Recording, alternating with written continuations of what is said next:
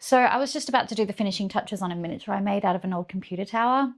And as I was going through some footage on my hard drive, I realized that I have never shared like proper final pictures of this. This is the first doll's house miniature I've made. And I guess I just wanted to have a little talk about it because I think it's pretty cool. And I think it's pretty cool, and I've never really shared final proper pictures and gone through why I made it and how I made it and things like that. So here we are. If you would do me a favor and please like and subscribe. Please like this video and subscribe to my channel. It really, really helps. Yeah, thank you.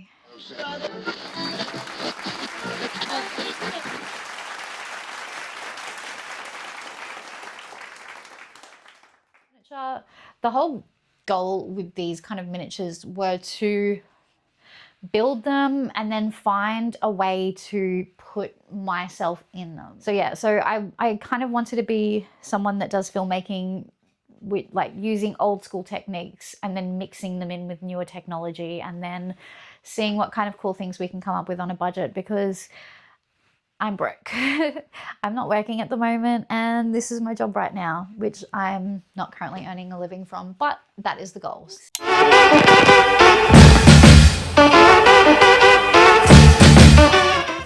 This all started when, for Christmas a few years ago, I was given a book nook by a friend. And when I made it, I realized that I kind of liked it and I really wanted to make more exactly like that. I'd never really made miniatures or anything like that before, and I was horrifically depressed at the time, and it really just gave me something to kind of focus my time on and not sit there wallowing in self-pity, I guess.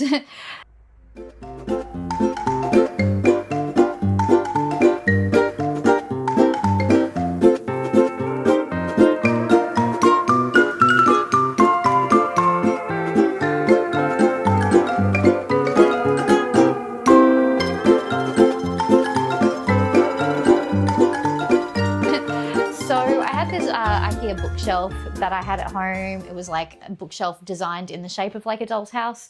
And I had gotten it with the intention of like doing something like this, doing some kind of miniature doll's house kind of setup, but it had been sitting there for like a year at that point.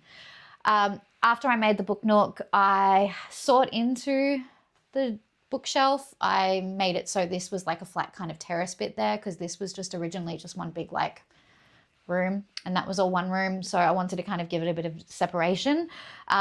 So I sawed it down and then I cut and like kind of glued this platform, which is like one of the bits of the roof here.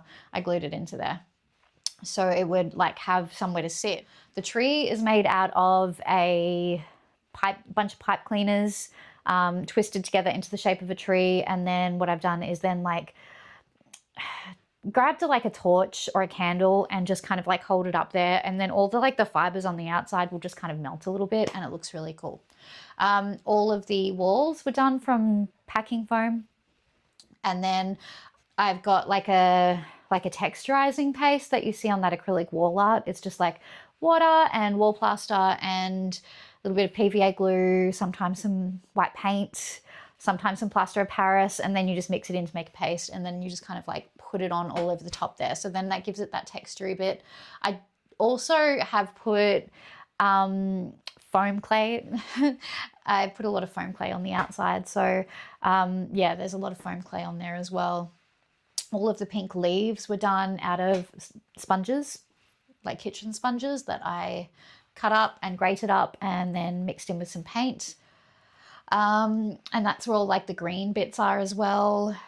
And then I've just got like all these little plants and stuff, some rocks made out of foam painted as, again, these little mushrooms here were all made out of like silicone that you get from Bunnings that you can now put, that you put like in the bathroom and stuff. So I just squeezed all that out onto like a sheet, and then I molded the mushrooms out of it. They look really cool. It's mixed with like mica powder.